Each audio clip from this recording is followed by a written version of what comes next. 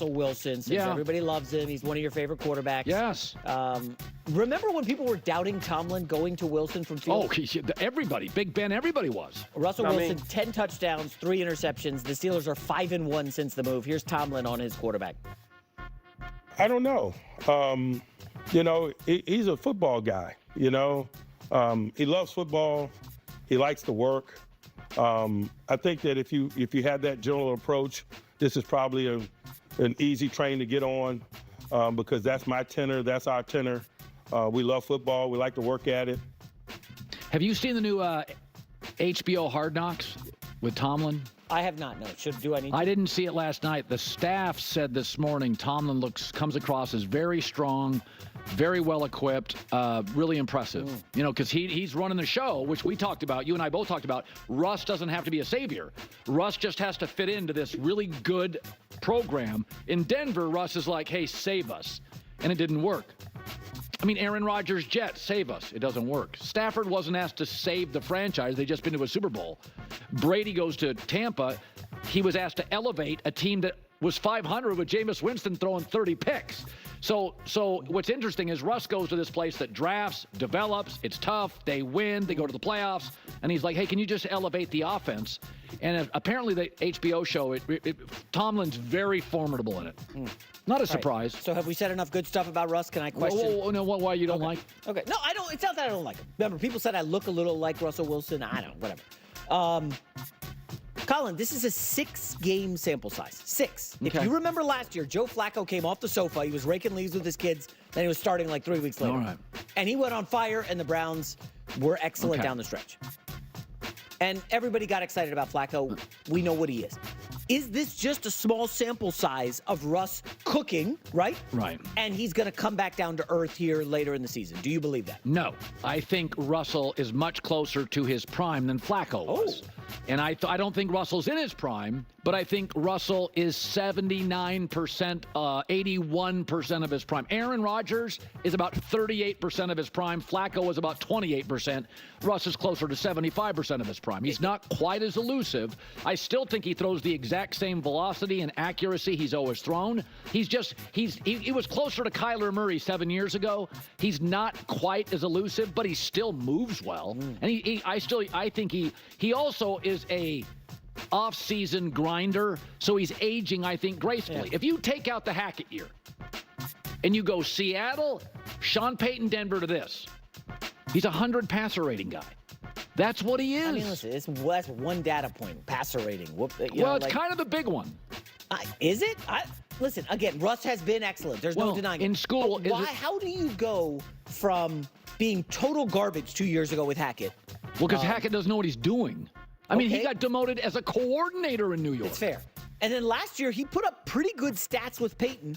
Actually, his stats are, kind of comparable to what he's done this year. That's right. But it just, salary-wise, he was A in his prime. He's B+ now. Do you think he's got, like, his own office and all this stuff that he had? No. Which I didn't love that, but it wasn't the end of the world. I'm actually... So he has changed who he is.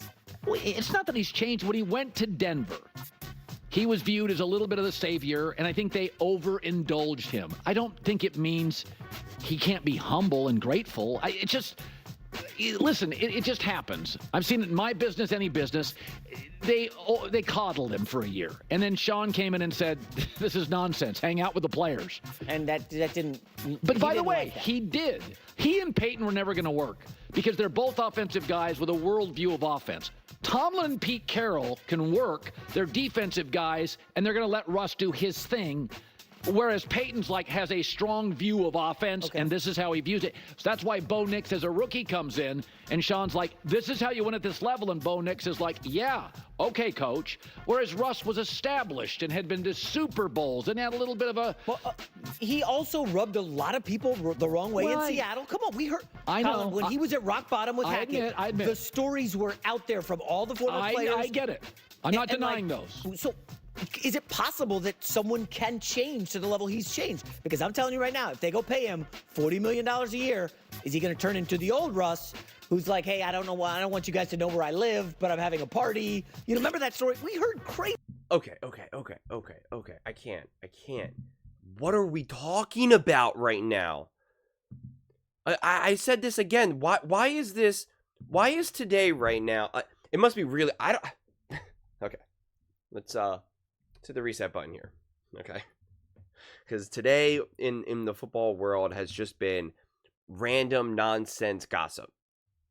Today, not just on the Herb. It's all over. Is Wednesday like an exceptionally slow football day or something? Because we're talking about Russ now throwing parties, but he doesn't want people to know the address, and we're now going back in time to the Denver Broncos. We're talking about, should Shanahan be the coach of the Chicago Bears? I mean, like we're talking about, should Nick Sirianni still be on the hot seat? Like we're just having all these crazy conversations, and it's making my head want to just like pop right now, honestly. Because there's so much still real stuff to talk about. We're having conversations like it's March right now. Like there's just nothing to talk about. And there's real stuff to talk about. First off, I supported the move to Russ. Okay, let's just get that out of the way. I already did my victory lap in an earlier video on ESPN when they were like, nobody saw the Steelers coming. And I was like, I did. I made videos back in May, speaking of old videos.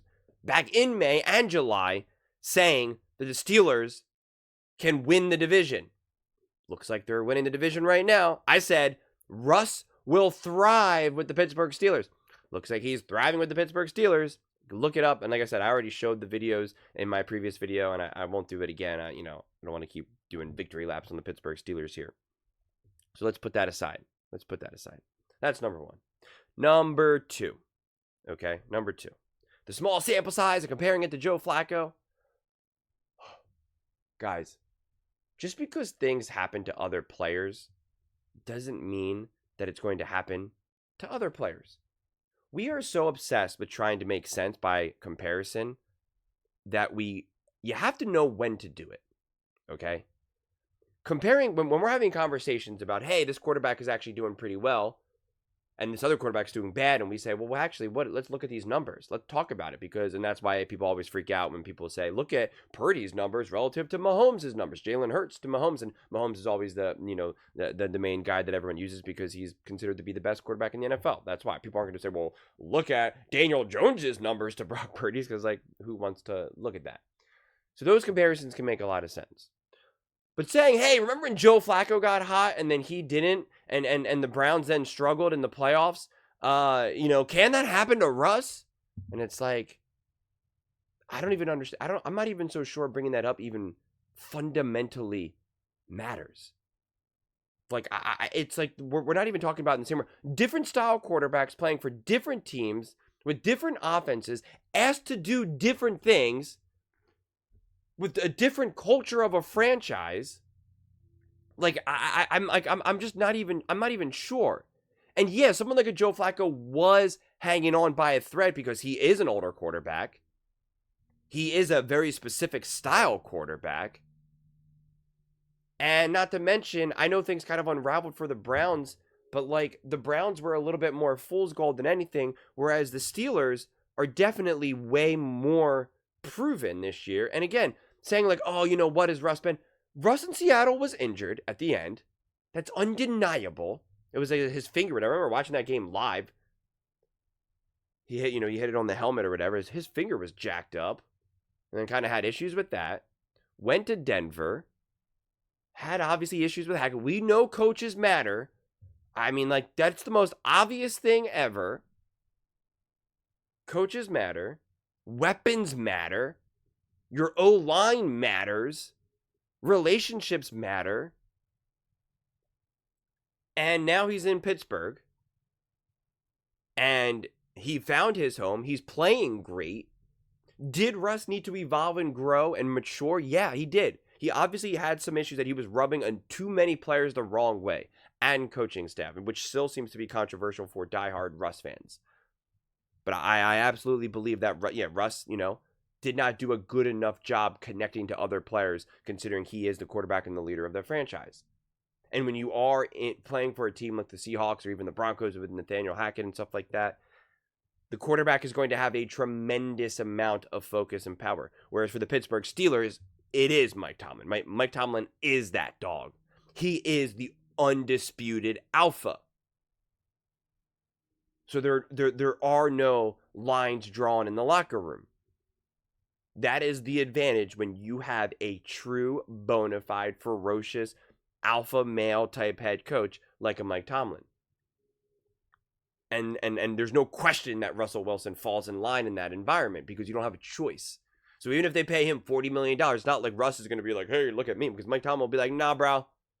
This is what it is. This is what it is. I think someone like a Russ will always have to be careful with trying to, get a little too high on your own supply because he does live a magical life. He is a starting quarterback in the NFL. He has put up great numbers. He's had a great career. He's won a Super Bowl. He's married to one of like the most beautiful people ever, right? He lives that life. So there'll always be that risk. I'm a very humble person, and I live a very like I don't want fancy cars, fancy things, anything like. I just want to be able to like pay my bills and have the security. Ideally, in my mind, like I just want to be able to have enough where I know that I can pay my bills for the next 100 years if I never work again. Like that's what like my fantasy dream baseline is. It's not like I want to be able to travel to Switzerland and then go to Paris and have a Ferrari and I don't want any of that. But if you gave me a massive lump sum of money, where I just got 50 million dropped in my lap, and then I bumped into my future wife who's just gorgeous and amazing and also like rich and famous, like yeah, there's a risk that I would be like kind of start to be like, well, I'm amazing, I'm a god. Like it's just what happens. You have to be humbled. You have to be knocked down. Especially when you're a professional athlete and you just keep having success. You really do start to believe that the universe kind of does revolve around you because how does it not? Look at everything I do. Everything I do is amazing. I keep winning. I keep making money.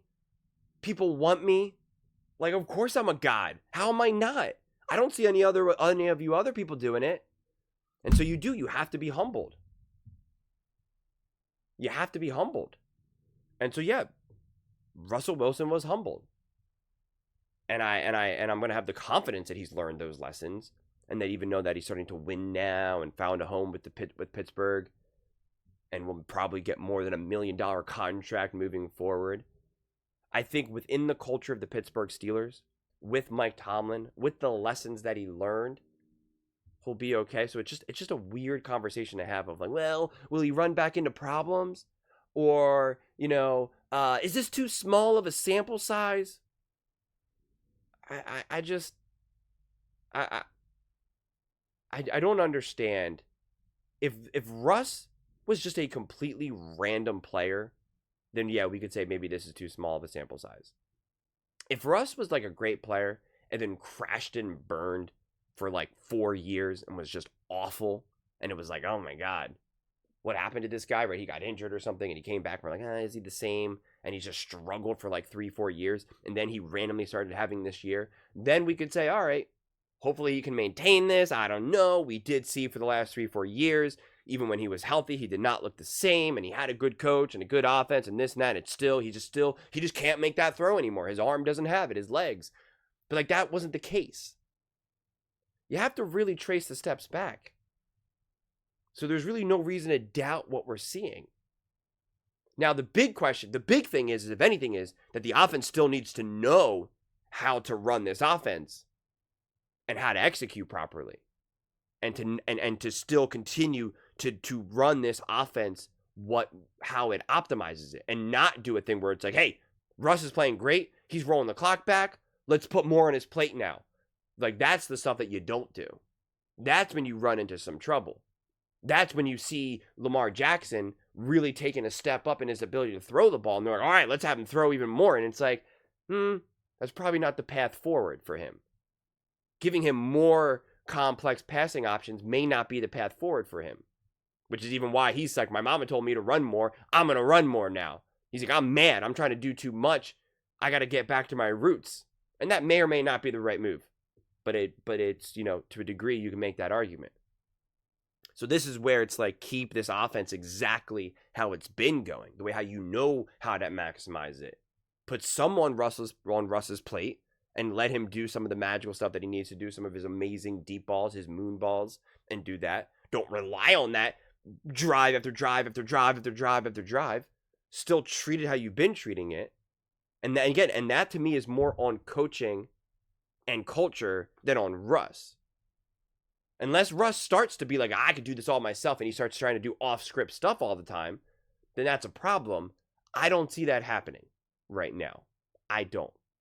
So, you know, we're kind of really trying to project a lot of bizarre scenarios into the future, and then we're trying to have like kind of a little bit of revisionist history in the past, and it just doesn't make sense.